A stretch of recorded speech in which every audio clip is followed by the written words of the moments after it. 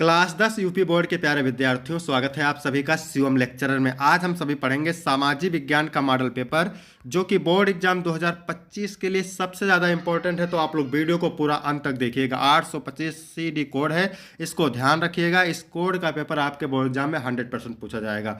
समय 3 घंटे 15 मिनट होता है और पूर्णांक होता है 70 का। थोड़ा सा सामान्य निर्देश देख लेते हैं। इसमें सभी प्रश्न अनिवार्य होते हैं। पेपर 2 खंड में होता है, खंड आ और खंड बा। खंड आ में 1 अंक के 20 बहुविकल्पीय प्रश्न होते हैं, जिनका उत्तर आपको OMR सीट पर देना होता है। और खंड बा 50 अंक का वर्णनात्मक होता है, जिसे आपको कॉपी पे लिखना रहता है। ठीक है, इसके बाद में मानचित्र संबंधी कार्य रहते हैं। तो सभी लोग वीडियो को लाइक कर दीजिएगा। चैनल पर नए होंगे तो चैनल को सब्सक्राइब कर दीजिएगा। चलिए वीडियो को शुरू करते हैं। क्वेश्चन नंबर 1 है, निम्नलिखित में से कौन सा 1804 के नेपोलियन कोड में नहीं जोड़ा गया था? तो जन्म से प्राप्त विशेष अधिकार को 1804 के नेपोलियन कोड में नहीं जोड़ा गया था। इसके बाद क्वेश्चन नंबर 2 है, फ्रांस की क्रांति कब हुई थी? तो फ्रांस की क्रांति हुई थी 1789 में। सी ऑप्शन बिल्कुल सही हो जाएगा। 1861 में एकीकृत इटली का सम्राट किसे घोषित किया गया था?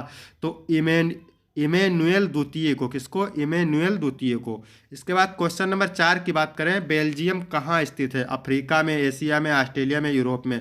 तो बेल्जियम कहाँ स्थित है, इसका कमेंट उत्तर करेंगे आप लोग। यूरोप में स्थित है। डी ऑप्शन सही हो जाएगा। इसके बाद क्वेश्चन नंबर 5 है। क्वेश्चन नंबर 5 है, 1929 में आर्थिक महामंदी का मुख्य कारण क्या था? तो कृषि क्षेत्र में अधिक उत्पादन। ठीक है, कृषि क्षेत्र में अधिक उत्पादन। अफ्रीका में रिंडर पेस्ट क्या था? एक जानवर, एक घटना, एक खेल, एक बीमारी। अफ्रीका में रिंडर पेस्ट था एक बीमारी। डी ऑप्शन सही हो जाएगा। इसके बाद बात करेंगे क्वेश्चन नंबर 7 की। तो क्वेश्चन नंबर 7 है, निम्नलिखित में से कौन सा राज्य सूची का विषय है? मुद्रा, विदेशी कार्य, बैंकिंग, व्यापार? व्यापार ये राज्य सूची का विषय है। निम्नलिखित में संघात्मक शासन कहाँ नहीं है? भारत में है, बेल्जियम में है, संयुक्त राज्य अमेरिका में है, श्रीलंका में नहीं है। तो डी ऑप्शन सही हो जाएगा। इसके बाद बात करेंगे हम क्वेश्चन नंबर 9 की। ठीक है, किसकी बात करेंगे? क्वेश्चन नंबर 9 की। निम्नलिखित में से किसका संबंध लोकतंत्र से नहीं है? स्वतंत्र और निष्पक्ष निर्वाचन, उत्तरदायी शासन, कानून के समक्ष समानता, बहुसंख्यकों का शासन? तो यहाँ पर से हो जाएगा बहुसंख्यकों का शासन। निम्नलिखित में से कौन सी संघात्मक शासन की विशेषता नहीं है? शक्तियों का वितरण, शक्तियों का केंद्रीकरण, सर्वोच्च न्यायपालिका? तो ये तीनों हैं।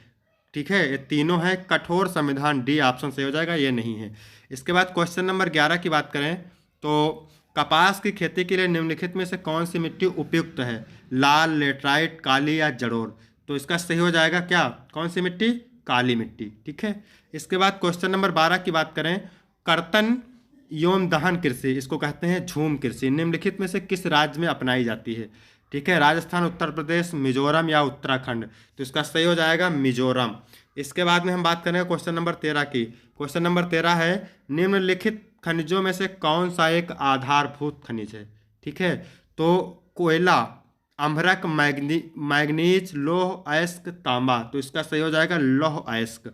निम्नलिखित में से कौन सा ऊर्जा का परंपरागत स्रोत है? तो कोयला ऊर्जा का परंपरागत स्रोत है। इसके बाद हम बात करेंगे क्वेश्चन नंबर 15 की। तो क्वेश्चन नंबर 15 है, निम्नलिखित में से कौन सा उद्योग बॉक्साइट को कच्चे माल के रूप में प्रयोग करता है? तो इसका सही हो जाएगा एल्युमिनियम। ठीक है, सी ऑप्शन सही हो जाएगा। क्वेश्चन नंबर 16 है, निम्नलिखित में से कौन सा एक विकसित देश है? तो यहाँ पर फ्रांस विकसित देश है। इन तीनों में से किसी देश के विकास को निर्धारित करने का आधार है क्या? स्वास्थ्य एवं शिक्षा का स्तर, ये भी है। प्रति व्यक्ति आय, ये भी है। व्यक्तियों का साक्षरता स्तर, ये भी है। डी ऑप्शन से हो जाएगा इनमें से सभी। इसके बाद क्वेश्चन नंबर 18 की बात करें तो निम्नलिखित में से कौन सा ग्रामीण क्षेत्र के विकास का लक्ष्य है? तीनों हैं, नियमित कार्य, उपज की उचित कीमत और बेहतर मजदूरी। तो डी ऑप्शन से हो जाएगा। निम्न में से किसको कृषि एवं सहायक क्षेत्र को कहते हैं? तो प्रारंभिक क्षेत्रक को। ठीक है, किसको कहते हैं? प्रारंभिक क्षेत्रक को। क्वेश्चन नंबर 20 है, निम्नलिखित में से किस वर्ष में उपभोक्ता सुरक्षा अधिनियम पारित किया गया था? तो 1986 में पारित किया गया था। अब बात करेंगे खंड बा की। वर्णात्मक हैं, उत्तर लगभग 80 शब्दों में देना है। ठीक है, सारे क्वेश्चन बोर्ड एग्जाम के लिए मोस्ट इंपॉर्टेंट है। तो इसमें पहला क्वेश्चन है, असहयोग आंदोलन के कारण तथा उसके प्रभावों का उल्लेख करें, अथवा प्रथम विश्व युद्ध के समय भारत का औद्योगिक उत्पादन क्यों बढ़ा? 4 अंक। लोकतंत्र शासन की अन्य व्यवस्थाओं से बेहतर स्पष्ट कीजिए। राजनीतिक दलों से आप क्या समझते हैं, इनके किन्हीं 2 कार्यों का उल्लेख कीजिए। इसके लिए आपको मिलेंगे 4 अंक।